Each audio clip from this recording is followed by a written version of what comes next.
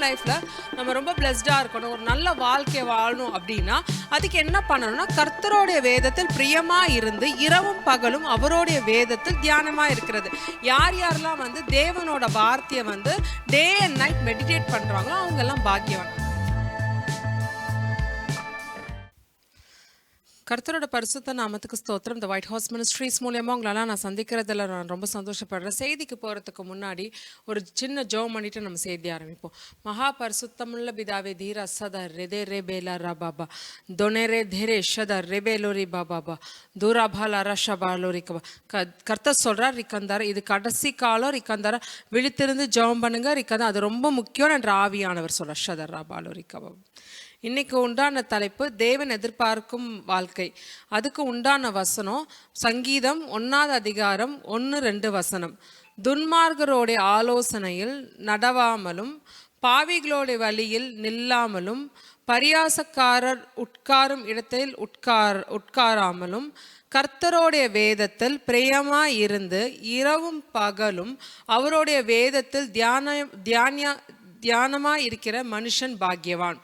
இது இங்கிலீஷ் எப்படி இருக்குன்னா, blessed is the one who does not walk in the step with the wicked, stand in the way that sinners take, or sit in the company of mockers, but who delights in the law of the Lord and meditates on his law day and night.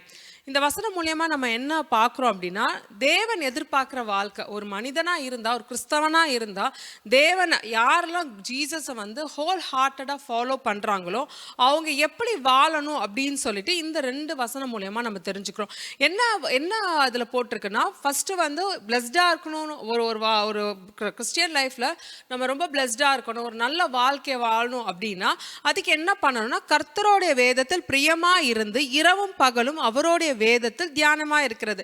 யார் யாரெல்லாம் வந்து தேவனோட வார்த்தையை வந்து day and night meditate பண்ணுறாங்களோ அவங்கெல்லாம் பாக்கியவான். அதுதான் வசனம் இருக்குது. நீங்கள் பைபிளில் வந்து நம்ம பகலும் சரி எப்போ பார்த்தாலும் வந்து நமக்கு எப்பப்பெல்லாம் டைம் கிடைக்குதோ அந்த வேத வசனத்தில் வந்து நம்ம வந்து தியானிச்சுக்கிட்டே இருந்தால், அது மெடிடேட் பண்ணிகிட்டே இருந்தால் நீங்கள் எல்லாம் பிளஸ்டாக இருப்பீங்க என்ற ஆவியானவர் சொல்கிறார். ஷக்கத்தரே பேலா இருக்கும். அதுதான் அந்த வசனம் சொல்லுதுன்னு என்று கர்த்தர் சொல்ற ஷதர் ரெபதர்ரபா. ஒரு சரியான கிறிஸ்தவ வாழ்க்கைனா ரிக்கந்தர் வேதத்தை கரைச்சி குடிச்சிருக்கணும் என்று கர்த்தர் சொல்றார். ரிதரஷா பாலோரிக்கபா. நிறைய பேரோட திங்கிங் என்னன்னா ரிக்கந்தரா பாலோரிக்க வேதத்தை வாசிக்கிறது ரிக்கந்த வெறும் வந்து பாஸ்டருங்களோட வேலை நீங்க நினைச்சிட்டு இருக்கீங்க. ஆனா அது அல்லன்னு என்று கர்த்தர் சொல்றார். ரிக்கந்தரா ஷபாலோரி கந்தரா பலாராபாபா. நீங்க வந்து கரெக்டான சபைக்கு போற மக்களா இருந்தா, ஏசு கிறிஸ்துவ ஃபாலோ பண்ற மக்களா இருந்தா கண்டிப்பா வேதத்தை படிக்கணும்னு என்ற ஆவியானவர் சொல்றார். ஷதர் ரபாலோரிக்க. நான் மறுபடியும் சொல்றது இதுதான் ரிக்கந்த. இட்ஸ் நாட் ஆப்ஷன் ரிக்கந்த, it's mandatory says the Lord. ஷதர் ரெபெல் லரிக்கந்தரே ஷபாலோரிக்க பாபா. ஊராக்க அந்த விழித்திருந்து ஜெபம் பண்ணுங்க என்று கர்த்தர் சொல்றார். ஷதர் இது கடைசி காலம் என்று ஆவியானவர் சொல்றார். ஷதர் ரபாலோரிக்க. ஸோ இந்த வசனத்தில் நம்ம என்ன பார்க்குறோன்னா, யாரெல்லாம் பாக்கியவானாக இருக்காங்கன்னு பார்க்குறோன்னா பகலாக வந்து வேதத்தை வந்து தியானிக்கணும். இது ஒரு பகுதி. இன்னொரு பகுதி வந்து என்னென்னலாம் நம்ம செய்யக்கூடாது அப்படின்றத வந்து நம்ம கரெக்டாக அந்த வசனம் மூலயமா நீங்கள் தெரிஞ்சுக்கணும்னு என்று கர்த்தர் சொல்கிறார். ஏன்னா இப்போ இருக்க சர்ச்சில் வந்து எது செய்யக்கூடாதோ அதுதான் வாலிபர்கள் செஞ்சுக்கிட்டு இருக்காங்கன்னு என்று கர்த்தர் சொல்கிறார். ஷதர் ரெக்கே பர்ராபாலோரிக்கா. அது இன்னமேட்டு ரிக்கந்தர்ராபாலோருக்கு செயல்படாதுன்னு என்று கர்த்தர் சொல்கிறார். ஷதர்ராபாலோரிக்கா. இது வரைக்கும் வாழ்ந்த கிறிஸ்தவ வாழ்க்கை ரிக்கந்தர்ராபாலோரிக்கபா. இனிமே அந்த மாதிரி நீங்க வாழக்கூடாதுன்னு என்று கர்த்தர் சொல்றார். ஏன்னா இது வரைக்கும் வாழ்ந்த வாழ்க்கை ஒரு பிரியமே இல்லாத வாழ்க்கைன்னு என்று ஆவியானவர் சொல்றார். தேவனுக்கு ஒரு பிரியமே இல்லாத வாழ்க்கையை வாழ்ந்துட்டு இருக்கீங்க, அது இனி வர நாட்கள்ல அது செல்லாதுன்னு என்று கர்த்தர் சொல்றார். ஷதர் ராபால். அதனால விழித்திருந்து ஜெபம் பண்ணணும்னு என்று ஆவியானவர் சொல்றார். ஷதர் ராபாலோரிக்கபா. ஸோ அந்த வசனத்தில் என்ன பார்க்கணும், துன்மார்களோட ஆலோசனை படிலாம் நம்ம நடக்கக்கூடாது.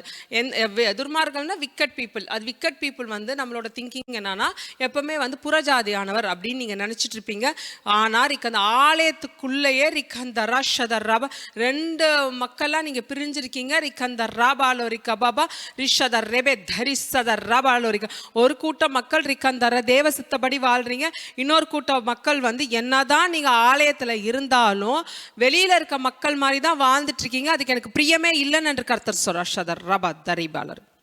ஸோ அதில் என்ன இருக்கும் அப்படின்னா, துன்மார்களோட ஆலோசனை, நம்ம வந்து விக்கட் பீப்புளோட ஆலோசனை வந்து நம்ம எப்பவுமே கேட்கக்கூடாது. இன்னொன்று, stand in the way of the sinners, நம்ம எப்பவுமே இந்த மாதிரி பாவிகளோட ஒரு லைஃப் ஸ்டைலை நம்ம எப்பவுமே ஃபாலோ பண்ணக்கூடாது. மூணாவது வந்து இந்த மாதிரி வந்து பரியாசக்காரர், யாரெல்லாம் வந்து மாக் பண்ணுவாங்களோ, மற்றவங்கள பற்றி கேலியாக பேசுகிற மக்களோட இருக்கக்கூடாது அப்படின்னு சொல்லிட்டு வசனம் சொல்லுது. இதெல்லாம் பண்ணாமல் இது வந்து ஒரு ஒரு ஒரு லைஃப் ஸ்டைல், இந்த மாதிரி ஒரு லைஃப் ஸ்டைலில் இருக்கணும்னு சொல்லிட்டு தேவன் எதிர்பார்க்குறாரு.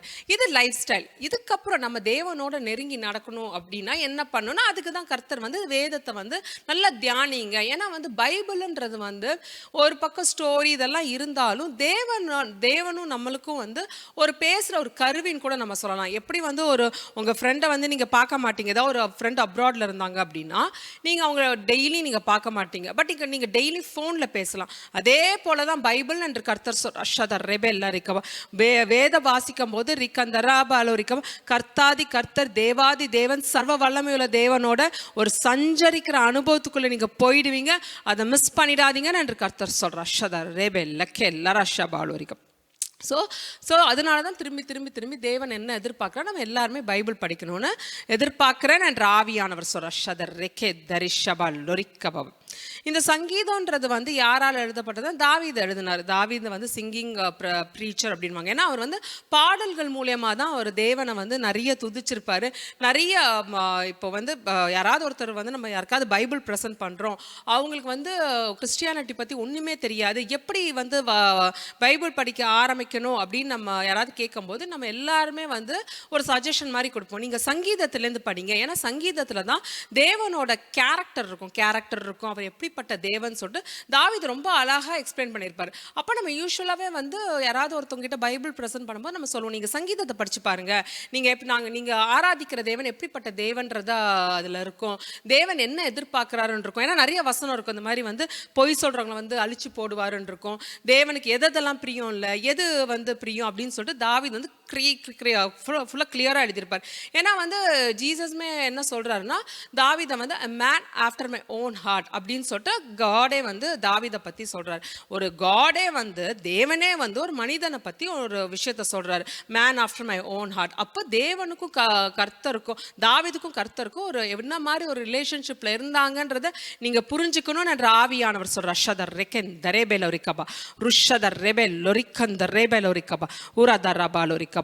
ஒரு சாதாரணமான வாழ்க்கையை வாழாம ரிக்கந்தராபாலோரிக்கும் பைபிள்ல வாழ்ந்த தீர்க்கதரிசிங்க மாதிரி நீங்க வாழணும், ஒவ்வொரு கிறிஸ்தவர்களும் வாழணும் என்று கர்த்தர் சொல்றார். ஷதர் ரெபெல் லோரிக்கா பாபா ஒரு ஏன்னா அந்த காலம் இனி செல்லாது, அதி சீக்கிரத்தில் நான் வருவேன் என்ற ஆவியானவர் சொல்றார். ஷபாலோரிக்கா.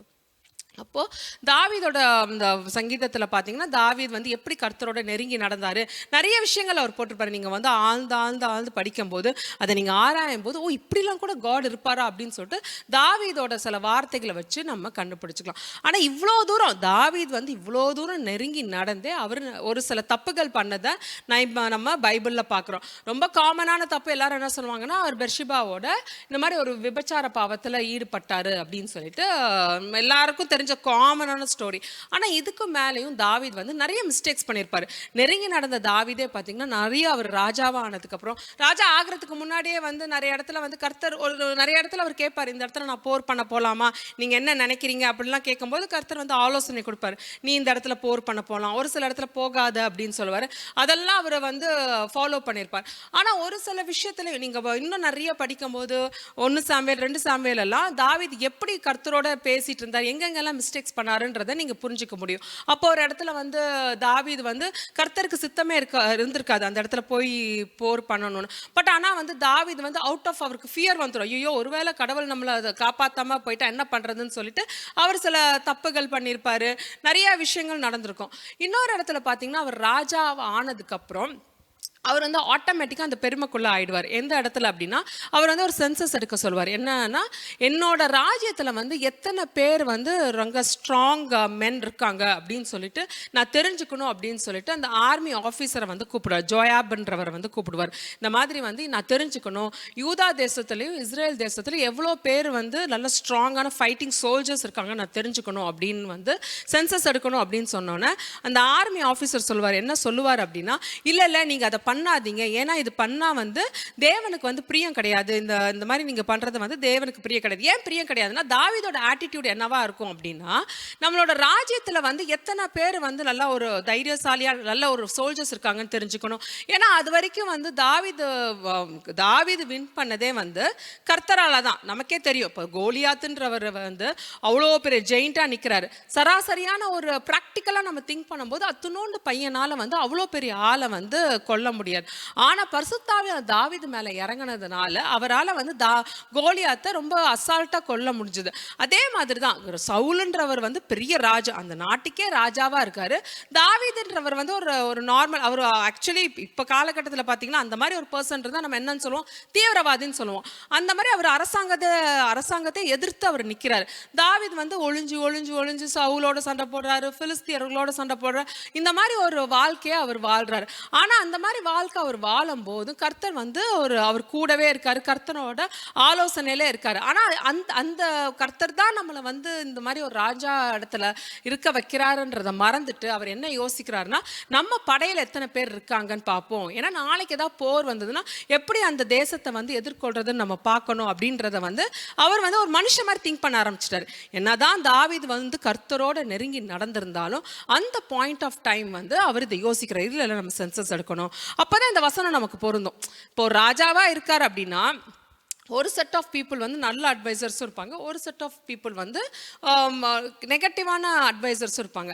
அதுக்காக தான் ஆவியானவர் சொல்கிறார், ஷதர் ரெக்கென் தரேபெல்லா இருக்கா, நீங்கள் விழித்திருந்து ஜெபிக்கணும்னு என்ற ஆவியானவர் சொல்கிறார். யார் நல்லவங்க கெட்டவங்கன்றதை நீங்கள் தெரிஞ்சுக்கணும்னு என்று கர்த்தர் சொல்கிறார். ஷதர் ரெபெக்கெல ரபாபா ரிக்கான். அதுக்கு தாவீதோட லைஃப் ஸ்டோரி உங்களுக்கு ஒரு எக்ஸாம்பிள் என்று கர்த்தர் சொல்கிறார். ஷதர் ரபக்கெல ரபாபா. அப்போ அந்த தாவீது அந்த தப்பு பண்ணுறாரு. அப்போ வந்து அந்த ஜோயாப் இருந்தாலும் சொல்கிறார், இல்லை ராஜாவே நீங்கள் அதெல்லாம் பண்ணக்கூடாது, நம்ம இந்த மாதிரி ஆர்மி ஆஃபீஸர்ஸ் எல்லாம் வந்து கவுண்ட் பண்ணக்கூடாதுன்னு தாவீதுக்கு ரொம்ப கோவம் வந்திருக்கும். நான் என்ன சொல்றேன் அதை செய் அப்படின்னு இருப்பார். இன்ஃபேக்ட் ஜோயாப் வந்து ஒரு ஆர்மி ஆஃபீஸர், அவரால் வந்து ஒரு ராஜாவை எதிர்த்தெல்லாம் பேச முடியாது. சரி, ராஜாவோட கட்டளை எதுன்றதுனால அதை கவுண்ட் பண்ண ஆரம்பிக்கிறாங்க, அந்த சென்சஸை பண்றாங்க. அப்போ வந்து அவங்க என்ன சொல்றாங்க அப்படின்னா, இந்த மாதிரி யூதா மக்கள் அங்கே யூதா தேசத்தில் வந்து 500,000 சோல்ஜர்ஸ் இருக்காங்க, இஸ்ரேல் தேசத்தில் வந்து 800,000 சோல்ஜர்ஸ் இருக்காங்க அப்படின்னு சொல்லிட்டு இந்த ரிப்போர்ட்டை போய் தாவீது கொடுக்கும்போது அப்போ தாவீது பயந்துடுறாரு. அப்போ அவர் சொல்றார், ஐயோ நான் தப்பு பண்ணிட்டேன், இது வந்து இந்த மாதிரி நான் சென்சஸ் எடுத்தது கர்த்தருக்கு விருப்பமே கிடையாது அப்படின்னு சொல்லிட்டு அவர் பயந்து நடுங்கி ஐயோ நான் தப்பு பண்ணிட்டேன் தான், கர்த்தாவே என்னை மன்னிச்சிருங்க அப்படின்னு சொல்லிட்டு நான் கர்த்தருக்கு எதிராகவே நான் அந்த பாவத்தை நான் செஞ்சுட்டேன் அப்படின்னு சொல்லிட்டு நடுங்கிறாரு. இதுக்கிடையில என்ன ஆகுது அப்படின்னா, கர்த்தருக்கும் வந்து தாவீது மேல சரியான கோவம்.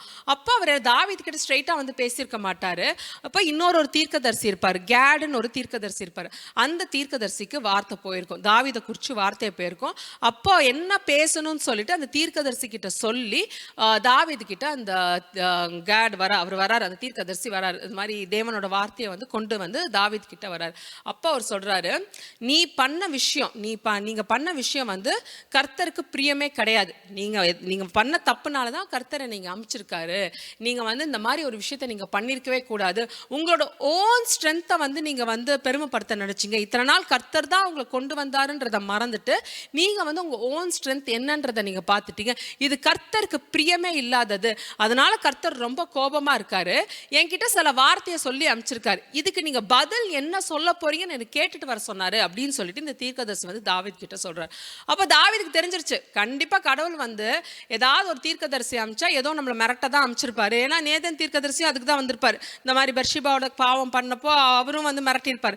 தெரிஞ்சிருச்சு, இவர் ஏதோ ஒரு எச்சரிப்புன்னு வார்த்தை தான் வாங்கிட்டு வந்திருக்காரு, நமக்கு பிரியமே இல்லாத வார்த்தை தான் வாங்கியிருப்பாரு அப்படின்னு சொல்லிட்டு அவருக்கு தெரிஞ்சிருச்சு. சரி சொல்லுங்கன்னு, நீ பண்ண தப்புனால கர்த்தர் உன்னை தண்டிக்க போறாரு, ஆனா ஒரு 3 ஆப்ஷன் கொடுத்திருக்காரு, அந்த 3 ஆப்ஷன் தண்டனையை நீ தான் சூஸ் பண்ண போற அப்படின்னு சொல்லிட்டு அவர் வந்து தாவீது கிட்ட சொல்றாரு. அப்ப அவர் கேட்கிற என்ன தண்டனை அப்படின்னா, ஃபர்ஸ்ட் தண்டனை அப்படின்னா 3 வருஷம் இங்க மாதிரி ஒரு சிவியரான பஞ்சம் வந்து இஸ்ரேல் ஃபேஸ் பண்ணும், நீ பண்ண தப்புனால இந்த என்டையர் தேசமும் வந்து ஒரு சிவியர் ஃபெமைன்குள்ள போகும், ஒரு பஞ்சத்துக்குள்ள போகும், இது ஃபர்ஸ்ட் தண்டனை. ரெண்டாவது என்ன ஆப்ஷன் அப்படின்னா, 3 மாசம் வந்து நீ எதிரிங்க கிட்டேருந்து ஒளியணும். எதிரிங்க அவனை பிடிச்சிருவாங்க, நீ ஒளிஞ்சி ஓடி ஓடி ஒளியணும். 3 மாசம் நீ அந்த கஷ்டத்துக்குள்ளே இருக்கணும். 3வது என்ன அப்படின்னா, பிளேக் நோயை வந்து நான் தேசத்துக்கு வரப்போ அதில் வந்து நான் கொள்ள நோயில் வரனால நிறைய பேர் ஜனங்க செத்துருவாங்கன்னு இதை கேட்டோன்னு தாவீதுக்கு வந்து மனம் உடஞ்சிரும். இப்போ ஃபார் எக்ஸாம்பிள் நம்மளே தப்பு செஞ்சு மாட்டிக்கிட்டோன்னு வச்சுக்கோங்க. நம்மக்கிட்ட யாராவது சொல்கிறாங்க, மன்னிக்காமல் என்ன சொல்கிறாங்க அப்படின்னா, உன் தலையை வெட்டட்டா, உன் கையை வெட்டட்டா, உன் காலை வெட்டட்டா, 3 ஆப்ஷன் கொடுக்குறாங்க. நீயே சொல்லு, உன் தலையை வெட்டிட்டுமா, இல்லை கையை வெட்டிட்டுமா, இல்லை காலை வெட்டிட்டோமா அப்படின்னு ஒரு 3 ஆப்ஷன் கொடுத்தா நம்ம எந்த ஆப்ஷன் சூஸ் பண்ணுவோம்? இது 3மே பயங்கரம் தான். அப்போ நம்ம எது கம்மியாக இருக்கோ, ஓகே கால் இல்லாமல் இருந்துக்கலாம், இல்லை கை இல்லாமல் இருந்துக்கலாம், நம்ம ஒரு ஆப்ஷன் கொடுப்போம். ஆனால் இது 3ல் எது நடந்தாலும் நமக்கு பாதிப்பு தான். அப்போ தாவீது கண்டுபிடிச்சிட்டார், இந்த 3மே வந்து ஒரு பயங்கரமான ஒரு நியாய தீர்ப்பு. எது சூஸ் பண்ணாலும் எனக்கு வந்து பாதிப்பு தான்.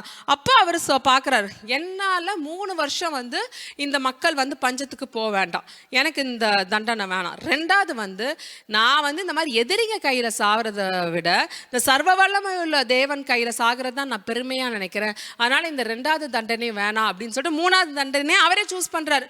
பேசாமல் 3 நாளைக்கு கொள்ள நோயை நீங்கள் கொடுத்துருங்க அப்படின்னு சொல்லிட்டு தாவீதே அந்த நியாயத்தை இப்ப சூஸ் பண்றார். இதை தான் நீங்க புரிஞ்சுக்கணும் என்ற கர்த்தர் சொல்ற. ஷதர் ரெக்கென் தலக்கேலா பாபா, ஆவியானவர் சொல்றா ஷதர் ராபாலோரிக்கு நீங்க தேவனை கரெக்டா புரிஞ்சுக்கணும் என்று கர்த்தர் சொல்றா. ஷதர் ராபா, இதுவரைக்கும் பார்த்த தேவன் வேற, ரிக்கன் இனிமே நீங்க பார்க்க போற தேவன் வேற என்ற ஆவியானவர் எச்சரிக்கிறார். ரிக்கந்த அதனால ரிக்கந்த ராபா ஆலயத்துக்கு வரும்போது பயத்தோட வரணும் என்று கர்த்தர் சொல்றா. ஷதர் Rafah லோரிக்க fear of the Lord is the beginning of the wisdom says the Lord. ரிக்கந்த Rafah லோரிக்க Baba உரக்கந்த Rafah லோரிக்கந்த Rafah, தேவனோட பயம்தான் அந்த ஞானத்தின் ஆரம்பம் என்று கர்த்தர் சொல்றார். அந்த பயம் உங்களுக்கு எப்பவுமே இருக்கணும். ரிக்கந்த ராபா, ஒரு பாவம் செய்யறதுக்கு முன்னாடி நீங்க பல தடவை யோசிக்கணும். இதனால கர்த்தரோட விலையோ, கர்த்தர் என்ன பண்ணுவாரு, ரிக்கந்த ராபாலோ என்ன நியாய தீர்ப்பு கொடுப்பாரு, ரிக்கந்த ராபாலோ இங்க ஒரு கேரக்டர் நீங்க பாக்குறீங்க, ரிக்கந்தர் அதுதான் தேவனோட உண்மையான முகம் என்று ஆவியானவர் சொல்றார். ஷக்கே தக்கே லக்கே லக்கே ஷக்காபாலோ ரிக்கா பாபா உரிக்கந்த ராபாலோ, நீங்க ஆராதிக்கிற தேவன் மன்னிக்கிற தேவன் தான் ரிக்கந்த ராபா.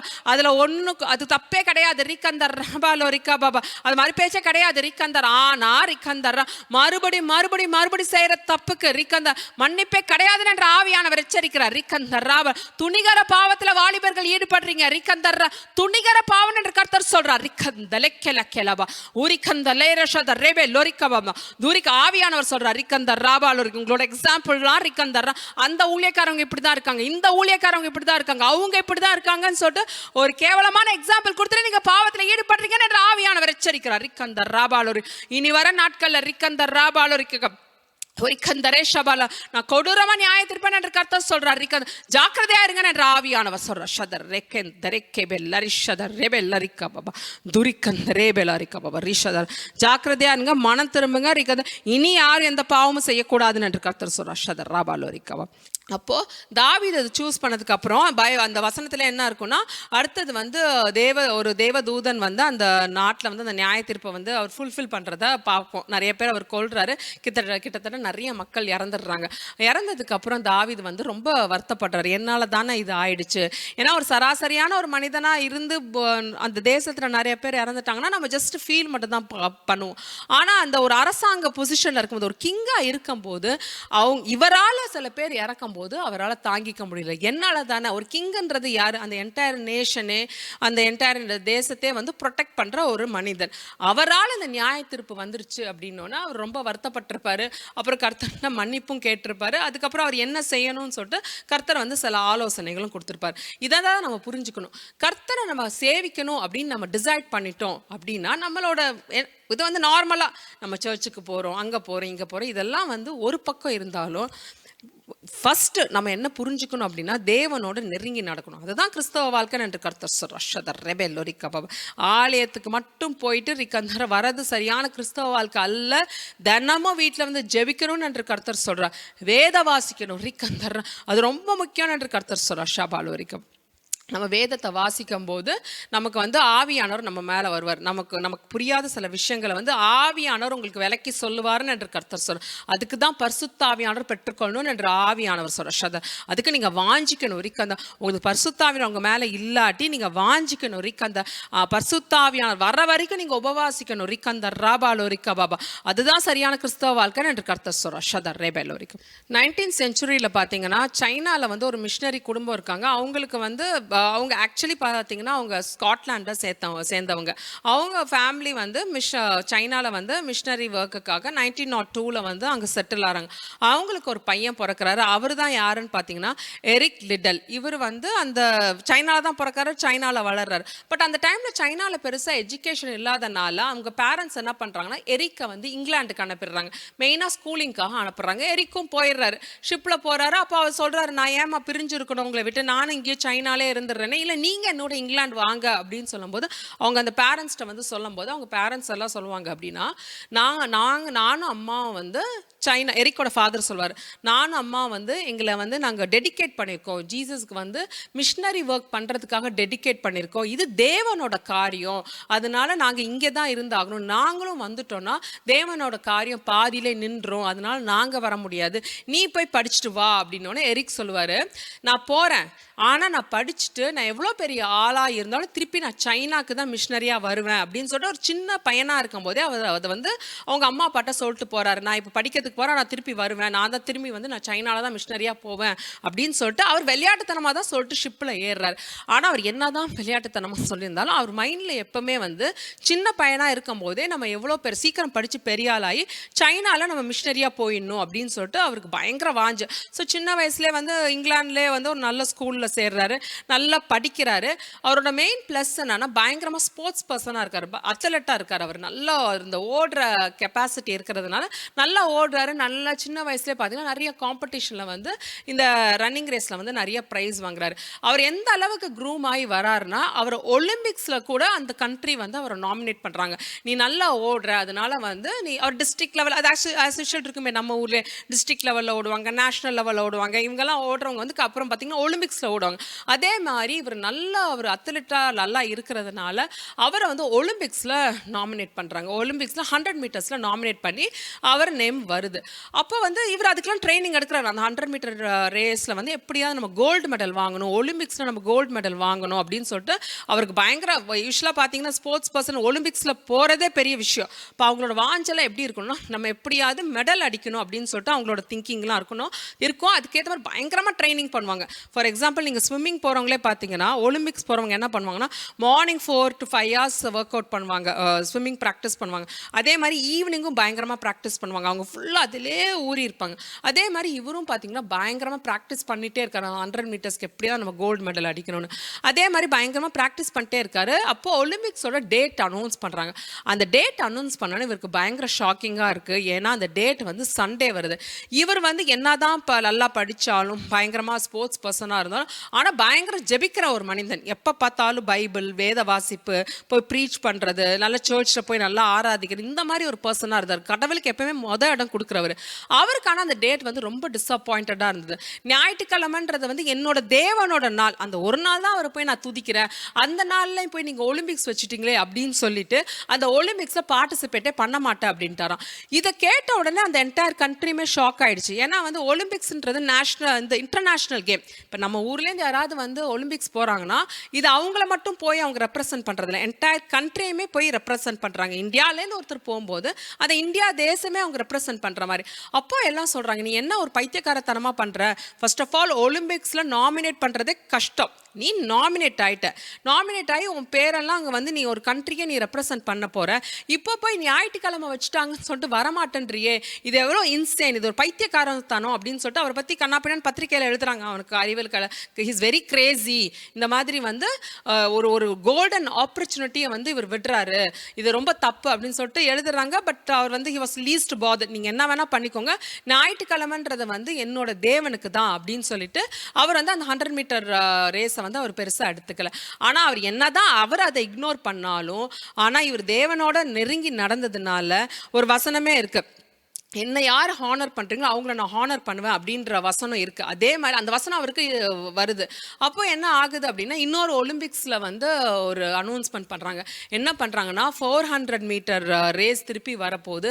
அந்த டேட்ஸ் எங்கே இருக்குது அப்படின்னா வீக் டேஸில் அந்த டேட்டை அனௌன்ஸ் பண்ணிட்டாங்க. இதில் இன்னும் என்ன ஆச்சரியமான விஷயம், திருப்பி எரிக் வந்து அதுக்கு நாமினேட் ஆகிறார். எரிக் கிட்ட வந்து சொல்கிறாங்க, இந்த வாட்டி வந்து வீக் டேஸ் தான் வருது, இந்த வாட்டி 400 மீட்டர்ஸ் அப்படின்னா எரிக்கு பயங்கர சந்தோஷம். ஏன்னா வந்து அவர் ஒரு கர்த்தருக்காக எனக்காக ஒரு விஷயத்தை சாக்ரிஃபைஸ் பண்ணும்போது கர்த்தர் வந்து அது திருப்பி கொடுத்துட்டாரேன்னு சொல்லிட்டு பயங்கர சந்தோஷம். ஆனால் என்ன ஒரு பெரிய ட்ராபேக்னா, எரிக் வந்து 100 மீட்டர்ஸ்க்கு தான் நல்லா ட்ரெயின் ஆயிருக்காரு. 400 மீட்டர்ஸ்க்கு அவருக்கு அந்த அளவுக்கு ட்ரைனிங் இல்லை, ட்ரைனிங்கும் பத்தலை. ஸோ இவர் பயப்படுறாரு, நம்ம போய் எப்படி இந்த 400 மீட்டர்ஸில் போய் நம்ம வின் பண்ண முடியும் அப்படின்னு சொல்லிட்டு அவர் பயப்படுறாரு. பட் ஆனால் வந்து அவர் பயங்கர ஒரு தேவனோட பயங்கர நெருங்கி நடந்ததுனால அந்த தைரியத்தில் அவர் 400 மீட்டரை அவர் வந்து பார்ட்டிசிபேட் பண்ணுறாரு. ஆனால் அந்த 400 மீட்டர் பார்ட்டிசிபேட் பண்ணி அந்த இடத்துல அவர் கோல்டு மெடல் அடிக்கிறார். ஸோ அவருக்கு பயங்கர சந்தோஷம். ஏன்னா வந்து அவர் ஒலிம்பிக்ஸில் மெடல் வாங்குறதுன்றது அவரோட ட்ரீம். அந்த ட்ரீமை வந்து அவர் ஃபுல்ஃபில் பண்ணிட்டு அந்த மெடலையும் வாங்கிடுறாரு.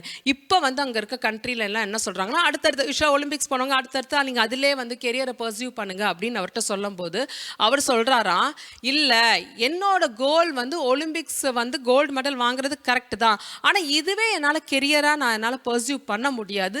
ஏன்னா நான் சின்ன வயசுலேயே வந்து சைனாவில் போய் நான் மிஷினரியாக இருக்கணும்னு சொல்லி தான் நான் நானே டெடிகேட் பண்ணியிருக்கேன். அதனால் நான் மறுபடியும் சைனாக்கு போகிறேன், சைனாக்கு நான் மிஷினரி ஒர்க் பண்ண போகிறேன் அப்படின்னு சொல்லிட்டு அந்த கெரியரை பாதியிலே விடுறாரு. அதுக்கேற்ற மாதிரி அவர் நல்லா ஸ்டடீஸ்லேயுமே பயங்கர ஸ்ட்ராங்காக இருக்கார். ஸோ ஸ்டடீஸ்லேயுமே ஸ்ட்ராங்காக இருக்கார். அட் த சேம் டைம் ஒலிம்பிக்ஸ்லையுமே ஒரு பெரிய கோல்டு மெடலிஸ்டாக இருக்கார். இது ரெண்டையுமே வச்சுட்டு அவர் என்ன பண்ணுறாருனா, எல்லா திங்ஸையும் பேக் பண்ணி அவர் சைனாக்கு போகிறாரு. சைனாக்கு போய் அங்கே இருக்க மிஷினரி ஒர்க்கை பண்ணுறாரு. அந்த டைமில் அவர் கல்யாணமும் ஆகுது. கல்யாணம் பண்ண பொண்ணும் வந்து கனடா நாட்டை சேர்ந்த மிஷினரிங்களோட பொண்ணு. இவங்க கல்யாணம் பண்ணி சைனாவில் இருக்காங்க. சைனாவில் அந்த டைமில் என்ன ஆகுதுன்னா, ஆங்கிலோ சைனீஸ் வார் வருது, பயங்கர சண்டை நடக்குது. அப்போது எரிக் என்ன சொல்கிறாருன்னா, ஒய்ஃப் கிட்டேயும் அதுக்குள்ளே ஒரு 3 டாட்டர்ஸ் இருக்காங்க, நீங்கள் எல்லாம் போய் கனடாவில் போய் அங்கே போய் லைஃப் பார்த்துக்கோங்க, ஏன்னா இங்கே ரொம்ப வார் வந்துருச்சு, உங்களால் இங்கே சஸ்டெயின் பண்ண முடியாது.